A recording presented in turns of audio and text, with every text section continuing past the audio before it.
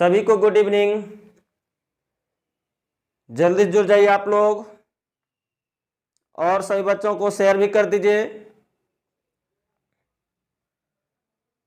Share कर दिए? आप लोग तैयार हैं? स्टार्ट किया जाए?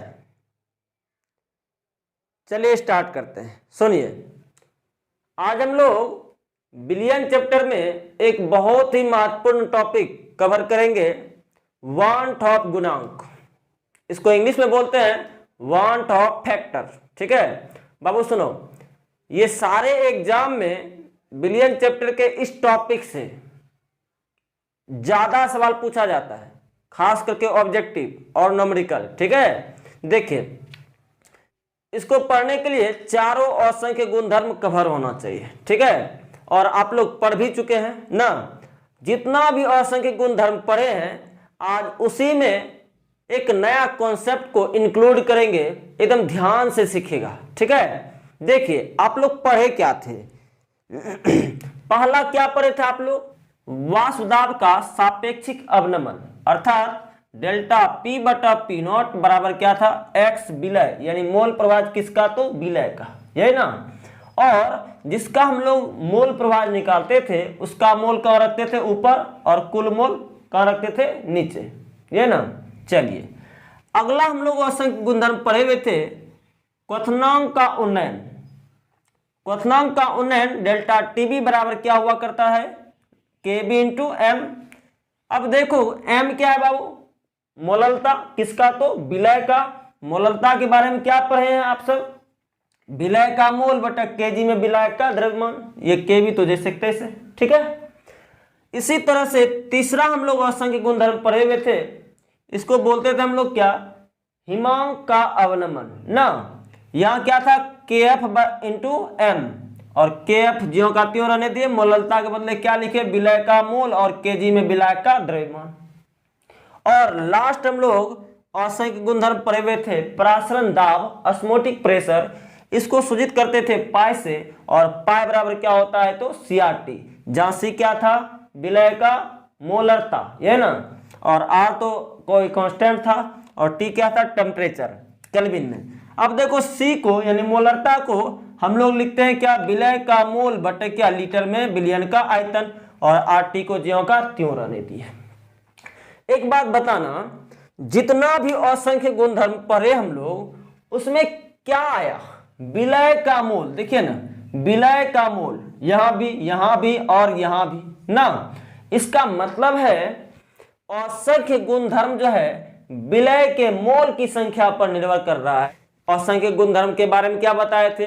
विलयन का वैसा गुणधर्म जो केवल विलय के कणों की संख्या पर निर्भर करता है। कण बोले तो मोल, ठीक है, विलय के कणों की संख्या पर निर्भर करता है, न कि उसके बनावट या प्रकृति पर निर्भर करता है। वो क्या कहलाता है? असंख्य गुणधर्म।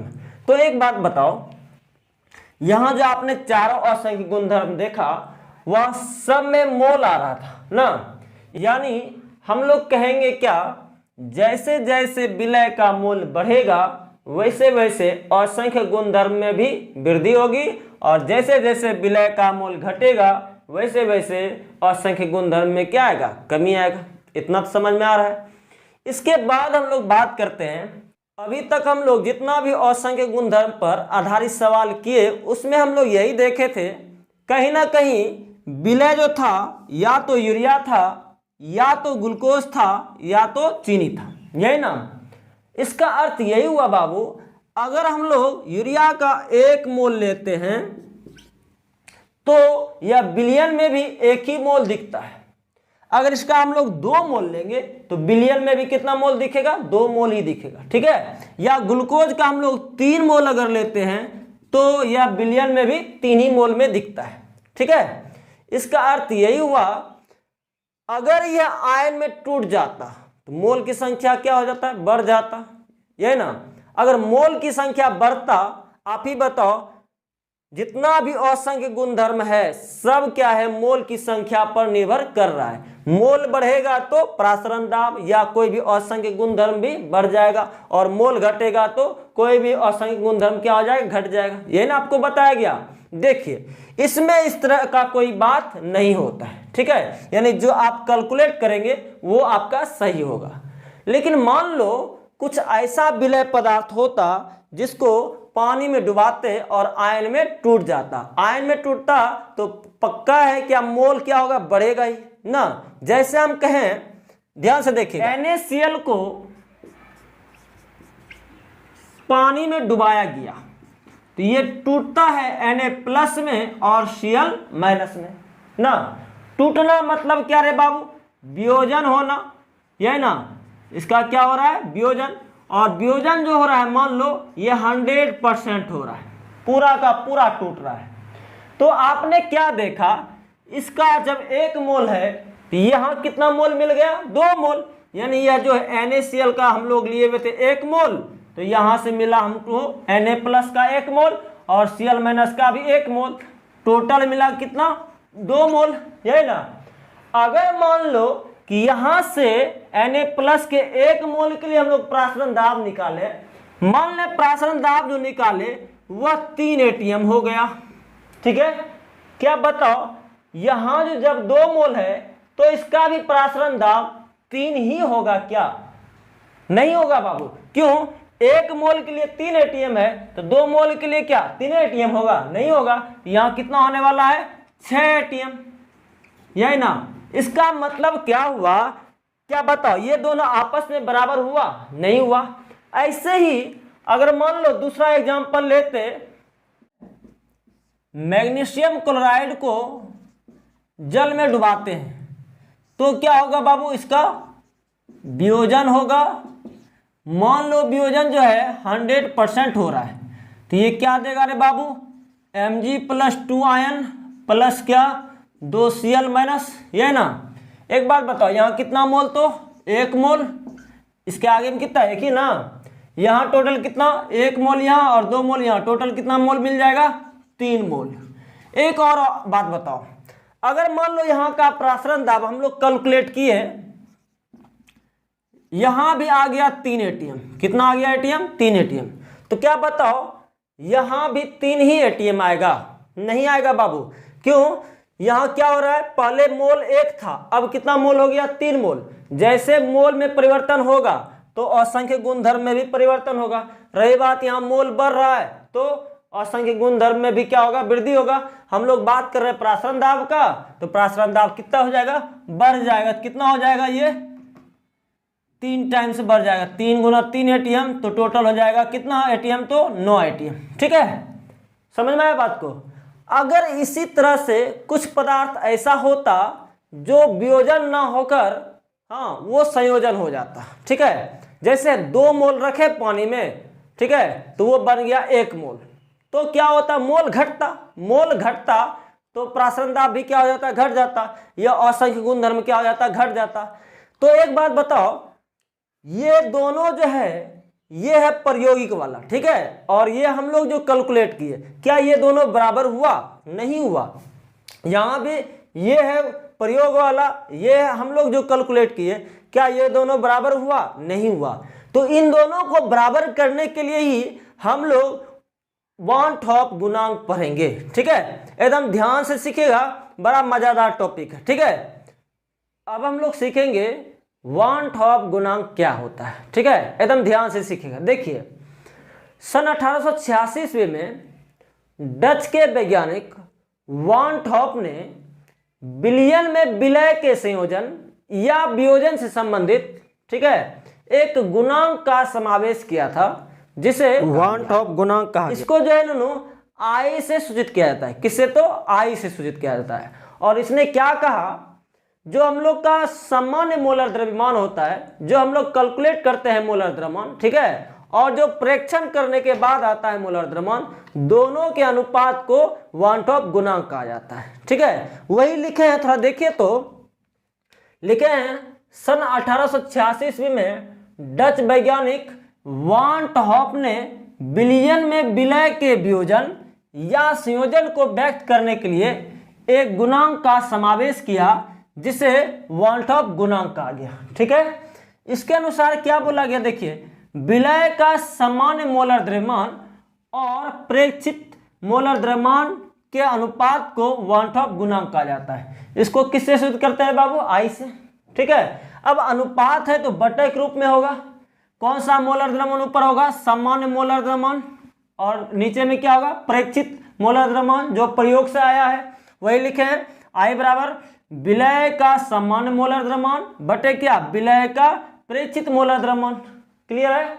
अब आप ही बताओ, अगर हम लोग इसका रिलेशन असंख्य गुणधर्म से जोड़े तो आपको पढ़ाया गया है असंख्य गुणधर्म जो है मोलर द्रव्यमान का उल्टा होता है। क्या कोई दिक्कत? अब आप ही बताओ, नीचे मोलर द्रव्यमान है, ऊपर असंख्य गुणधर्म है, दोनों में कैसा रिलेशन हो गया? उल्टा। अगर हम प्रेक्षित नीचे है लिख रहे हैं मोलर द्रव्यमान में, तो असंख्य गुणधर्म लिखेंगे तो प्रेक्षित वाला टर्म कहाँ चल जाएगा? ऊपर, यानी प्रायोगिक असंख्य गुणधर्म कहाँ हो जाएगा? ऊपर। वही लिखे हैं असंख्य गुणधर्म का प्रेक्षित मान यानी प्रायोगिक मान, और नीचे में क्या? असंख्य गुणधर्म का सामान्य मान या सैद्धांतिक मान। ठीक है, या हम लोग लिख सकते हैं संयोजन या वियोजन के बाद विलय का मोल बटे क्या? संयोजन या वियोजन के पहले विलय का मोल। ठीक है, अब आइए देखिए कैसे निकालते हैं। देखिए अभी आपको क्या समझाए, NaCl को जब हम लोग पानी में घुलाते हैं तो ये Na+ और Cl- में टूटता है। अगर हम लोग इसका 1 मोल लेते हैं, यह किसमें कितने मोल में टूट जाता है? 2 मोल में ना। अच्छा, अगर हम लोग इसका अगर पाई निकालें, पाई यानी ऑस्मोटिक प्रेशर, तो कितना मोल है? कितना ATM आया? 3 ATM। ये कितना आया था? 6 ATM, ये ना। अगर हम लोग आई निकालने की बात करें तो बताओ ये क्या है? NaCl।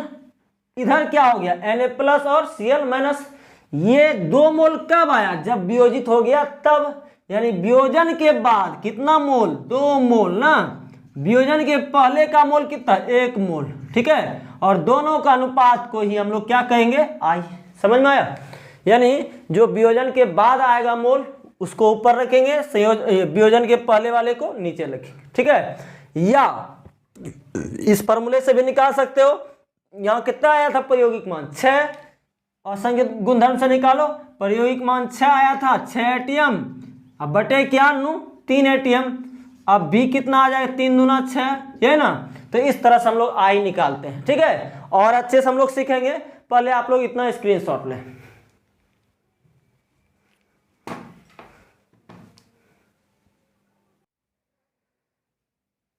अब हम लोग सीखते हैं 1/2 गुणांक किस प्रकार से ज्ञात किया जाता है। ठीक है, एकदम ध्यान से सीखिएगा। देखिए हम लोग यहाँ 3 तरह के विलय पदार्थों के लिए बात करेंगे।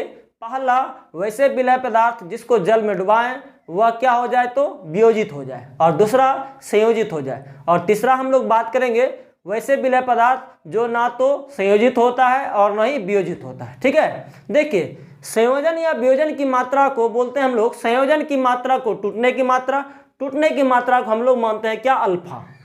या वियोजन की मात्रा क्या मानते हैं? अल्फा। या संयोजन होने की मात्रा को भी हम लोग क्या मानते हैं? अल्फा। ठीक है, तो पहला हम लोग सीखते हैं वियोजित होने वाले विलय के लिए। ठीक है, यानी जिसको जल में डुबाएं वह क्या हो जाए? टूट जाए। ठीक है, देखिए मान लिया जाए अभी आपने क्या सीखा था? NaCl को पानी में डुबाए थे, ये टूटा था किस में रे बाबू? Na+ और Cl- में। कितना मोल में टूट रहा था ये? 1 2 मोल में। यहाँ कितना रखे थे? 1, ये ना। इसी तरह का हम लोग एक जनरल टर्म मान लेते हैं। देखिए तो क्या मान रहे हैं? मान लिए कोई यौगिक जो है An टाइप से है। किस टाइप से है? An टाइप से है। इसको जो है पानी में घुला दिया जाए और बना क्या? A+, कितनी बार? तो n बार। कितनी बार? तो n बार ना। तो इसी को हम लोग लिख सकते हैं ऐसे n × A। कोई दिक्कत यहां तक? अब देखिए इसका शुरुआती मोल ले लो 1 मोल, यानी ये वियोजन से पहले, वियोजन से पहले। ठीक है, और ये शुरुआत में क्या होगा बाबू? 0। ऐसा तो केमिकल काइनेटिक्स में भी पढ़ाया गया है। अब यहां क्या होगा? खर्च। खर्च को बोलते हैं हम लोग अल्फा, तो यहां -अल्फा। यहां जो बनेगा यहां कितना है बाबू? n, तो n α+ में। समझ में आ रहा है? अब बताओ यहां बचेगा कितना? 1 - अल्फा। यहां कितना हो जाएगा? n α। ये वियोजन के बाद, वियोजन के बाद, वियोजन के बाद, ये ना। तो आप बताओ वियोजन के पहले कितना मोल? 1 मोल। लिखते हैं वियोजन के पहले विलय का मोल कितना? 1। और वियोजन के बाद देखो तो वियोजन के बाद विलय का कुल मोल, थोड़ा सा देखिएगा, कुल मोल निकालिए तो बाबू कितना बचा है? ये बचा हुआ है, ये भी है, तो कुल मोल कितना हो जाएगा? 1 minus alpha plus n alpha. समझ में आया? इसको क्या करते हैं, आगे पीछे कर लेते हैं, तो क्या होगा? 1 plus n minus n alpha minus alpha, यही ना होगा। दोनों में देखिए क्या कॉमन है? अल्फा कॉमन है, तो क्या लिखेंगे? 1 plus n minus 1 into alpha लिख सकते हैं, कोई दिक्कत यहाँ तक। अब देखो तो आई का हम लोग फॉर्मूला लगाते हैं। आई बराबर अभी आपने क्या पढ़ा? वियोजन के बाद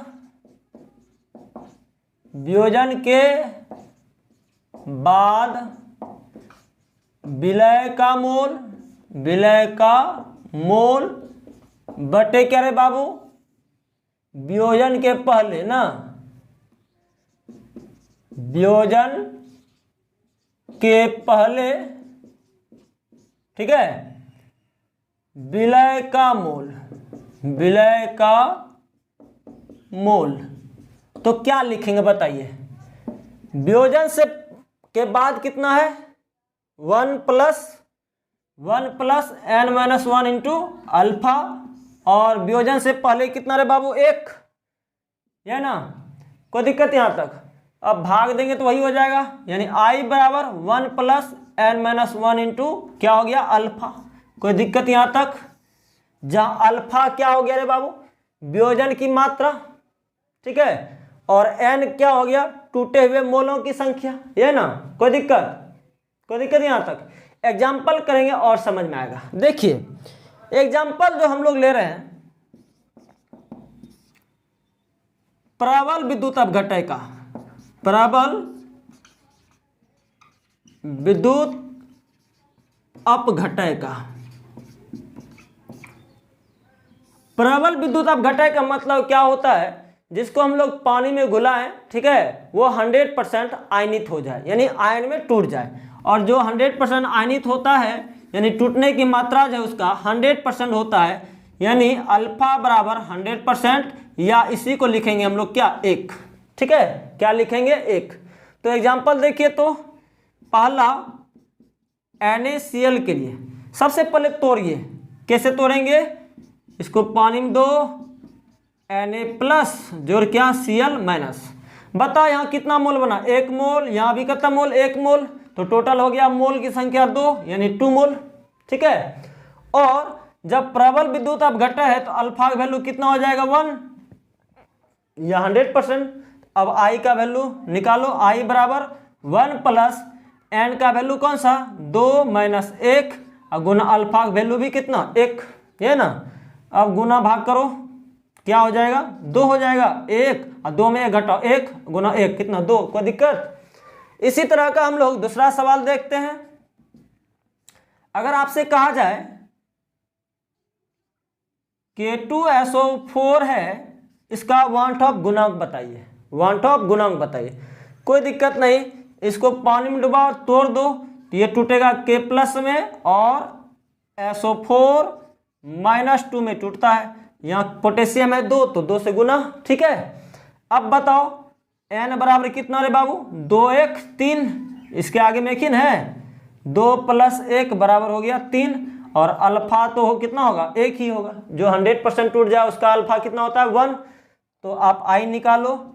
आई ये वैल्यू पुट कर दो। 1 प्लस 3 माइनस 1 इंटू कितना? 1 प्लस कितना हो जाएगा? 3 माइनस 1 2 इंटू 1 कितना हो जाएगा? 1 प्लस 2 मतलब 3। समझ में आया? कोई दिक्कत है यहाँ तक? कोई दिक्कत? अगर आपको ये तोड़ने आता है तो आई निकालना बड़ा आसान हो जाएगा। ठीक है, कोई दिक्कत है तो कमेंट कीजिए जल्दी से आप लोग। हम लोग कुछ और एग्जाम्पल करते हैं। देखिए प्रश्न है क्या, K2CO3 इसका क्या ज्ञात करना है, तो वांट ऑफ गुणांक अर्थात आई। समझिएगा थोड़ा सा, इसके लिए आपने क्या किया, कोई भी प्रबल विद्युत अपघटय है उसको सबसे पहले आपने क्या किया, पानी में डुबाया, है ना, और उसको अपने आयनों में तोड़ दिया। तोड़ने के बाद पता किए कि आप विलय का मोल कितना है, और आप ये तो जान रहे हैं अल्फा वैल्यू कितना होता है, एक जो भी आयन में टूटता है 100% उसके लिए अल्फा वैल्यू कितना होता है, एक, ये ना। अब इसके बाद आपने इस फॉर्मूले का यूज किया, आई बराबर क्या, 1 + n - 1 इंटू अल्फा ना। तो अब यहाँ n का वैल्यू पुट कर दिए और अल्फा का वैल्यू पुट कर दिए, तो आपने आई निकाला कितना, तो 2। अगर ध्यान से देखा जाए, देखिए तो जितना आई निकला उतना ही n था, जितना आई था उतना ही क्या था, n था, यानी दोनों का मान क्या है, सेम है। इसी तरीके से यहाँ भी देखिए K2SO4 में जितना n है टूटे हुए मोलों की संख्या उतना ही क्या है, आई है। इसका मतलब जो भी प्रबल विद्युत अपघटय होगा उसके लिए आई बराबर क्या होगा, n, यानी वांट ऑफ फैक्टर उतना ही होगा जितने मोल में आयनित हो जाएगा। समझ में आया। लेकिन देखिए इस तरह से जो बना रहे हैं इसमें ऑब्जेक्टिव सब आएगा बाबू। ठीक है, तो इतना इतना कितना हम लोग फॉर्मूला लिखेंगे, देखो आंसर मारो। ठीक है, देखिए आपको हम दूसरा तरीका देते हैं, सीखिए।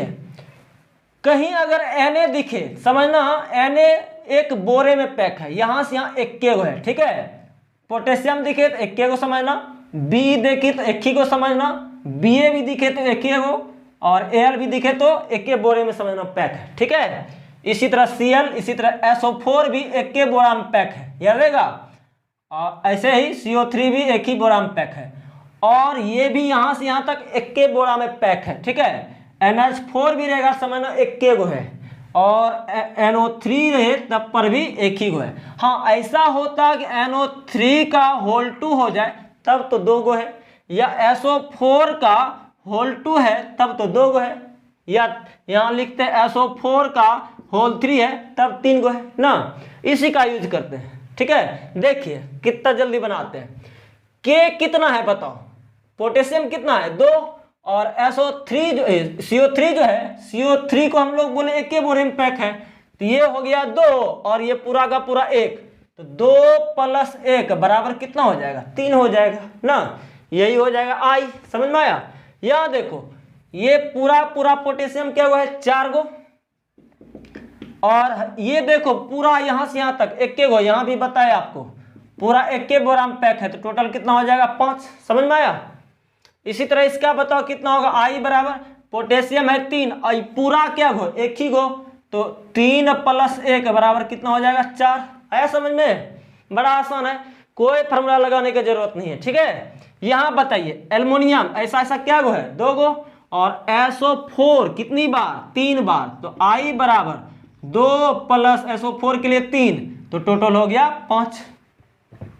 कोई दिक्कत। इसी तरह बताओ Ba तो एक ही को है, आई बराबर 1, और Cl कितना बार, 2 बार, तो 2 जोड़ देंगे तो यहाँ हो जाएगा 3। इसी तरह NH4 कितना, 1, और NO3 भी कितना है, एक ही है, NO3 बोल रहे हैं, तो आई बराबर कितना, 1 + 1 बराबर कितना हो जाएगा, 2 हो जाएगा। ठीक है, यहाँ बताओ Na कितना है, 2, आई बराबर 2 प्लस SO4 कितना है बाबू, एक ही है ना, होल 2 नहीं है, होल 3 नहीं है, सिर्फ क्या है SO4, तो एक ही वो है, तो ये बना देंगे 3 हो जाएगा। यहाँ बताओ इसी तरह K कितना है, 2 गो, तो आई बराबर 2 प्लस ये Cr2O7 समझना 21 गो है, तो क्या लिखेंगे, टोटल कितना हो गया, 3। समझ में आया। जल्दी से आप लोग कमेंट कीजिए।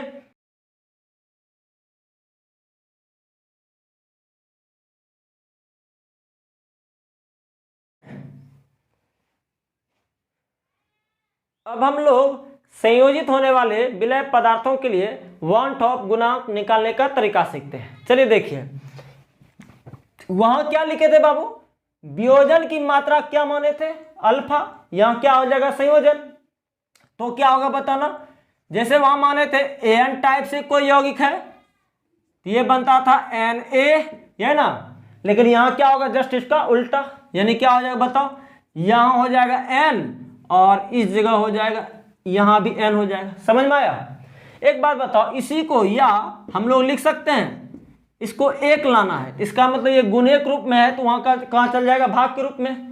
इसको हम लोग लिख सकते हैं इस तरह से 1/n an, कोई दिक्कत, दोनों सेम ही है, ठीक है, लेकिन यहाँ हम लोग एक लाए, ठीक है। अब देखो तो यहाँ मान लो कितना मोल, तो 1 मोल, तो ये शुरुआत में क्या हो जाएगा 0, यानी संयोजन से पहले, संयोजन से पहले, ये ना, ठीक। अब खर्च कितना होगा बाबू, अल्फा, ये बनेगा कितना, अल्फा/n, अगर यहाँ n रहता तो n अल्फा लिखे थे ना, यहाँ कितना है 1/n, तो 1/n इंटू अल्फा कितना हो जाए, अल्फा/n, ये प्लस में, ये तो खर्च हो गया। और संयोजन के बाद क्या होगा बाबू बताओ, संयोजन के बाद क्या लिखेंगे, 1 माइनस अल्फा, यहाँ अल्फा/n, ये ना। एक बात बताना, हम लोग लिख सकते हैं संयोजन के बाद, संयोजन के बाद कुल मोल कितना बचेगा, कुल मोल क्या लिखेंगे, दोनों को जोड़ देंगे, क्या हो जाएगा 1 माइनस अल्फा, अब प्लस क्या हो जाएगा अल्फा/n, ये ना। इसको आगे पीछे कर लेते हैं, तो क्या लिखेंगे, इसी जगह लिखें, क्या लिखेंगे 1 प्लस अल्फा/n माइनस क्या अल्फा, दोनों में क्या कॉमन रहे बाबू, अल्फा, तो क्या लिखेंगे 1 plus 1/n minus 1 into alpha. ये क्या हुआ बाबू, संयोजन के बाद मोल ना। अब बताओ आई निकालना है, तो आई बराबर क्या लिखे थे, संयोजन या वियोजन के बाद विलय का मूल बटे क्या, संयोजन के पहले या वियोजन के पहले का मूल। तो यहाँ क्या लिखेंगे, संयोजन के बाद, संयोजन के बाद विलय का मोल बटे क्या रे बाबू, संयोजन के पहले का मोल, ये ना, संयोजन के पहले विलय का मोल। क्या लिखेंगे बताइए, आई बराबर, ये तो संयोजन के बाद आया था, 1 प्लस 1/n माइनस 1 इंटू क्या हो गया अल्फा, और संयोजन के पहले कितना था 1 से भाग दे दो, तो क्या फॉर्मूला आने वाला है, आई बराबर क्या लिखेंगे 1 plus 1/n minus 1 into alpha. ये समझ में आया, जस्ट उसका क्या है उल्टा, ये ना। वहाँ क्या लाए थे फॉर्मूला बाबू, आई बराबर 1 plus n minus 1 into alpha, ये ना, यहाँ क्या है 1/n, और कोई अंतर नहीं है, ठीक है, कोई दिक्कत यहाँ तक। इसका कुछ हम लोग एग्जाम्पल देखते हैं। देखिए 2 मोल पानी में डुबाया जाता है तो यह संयोजित होकर 1 मोल बना लेता है, ठीक है। अब देखिए यहाँ n का वैल्यू कितना, यहाँ इसको तो n मानते हैं, n का वैल्यू कितना है बाबू 2, यहाँ से आपको मिल गया n बराबर 2।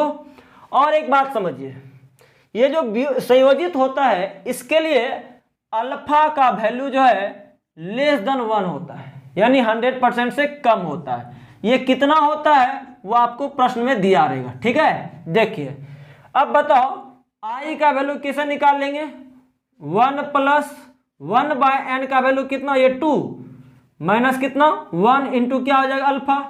अब आधा में 1 घटाइएगा तो माइनस आधा, तो क्या हो जाएगा बताओ, तो आई बराबर 1 माइनस आधा इंटू अल्फा, यानी अल्फा/2 हो जाएगा। जब अल्फा का वैल्यू दे देगा तो आई निकाल लीजिएगा।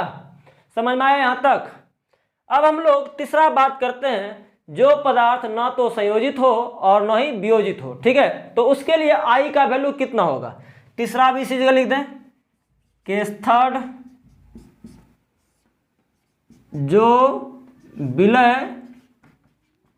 न तो संयोजित हो और न तो क्या हो, वियोजित हो। तो उसके लिए आई कितना होगा आप ही बताओ। जब टूटेगा ही नहीं तो टूटने की मात्रा या जुटने की मात्रा आएगा, जब टूटेगा ही नहीं या जुटेगा ही नहीं तो अल्फा वैल्यू कितना हो जाएगा 0। अब आप ही बताओ, किसी एक फार्मूला में रख दो, यहाँ अल्फा वैल्यू 0 रखो, 0 गुना ये कुछ भी 0 और 1 + 0 1, या यहाँ भी रख दो 0 इंटू कुछ भी 0, 0 + 1 कितना 1। यानी जो विलय पदार्थ ना तो संयोजित हो और न ही वियोजित हो उसके लिए अल्फा, ये आई का वैल्यू कितना हो जाएगा 1। क्यों? अल्फा वैल्यू कितना होता है 0, याद रहेगा। जैसे में यूरिया, ग्लूकोज,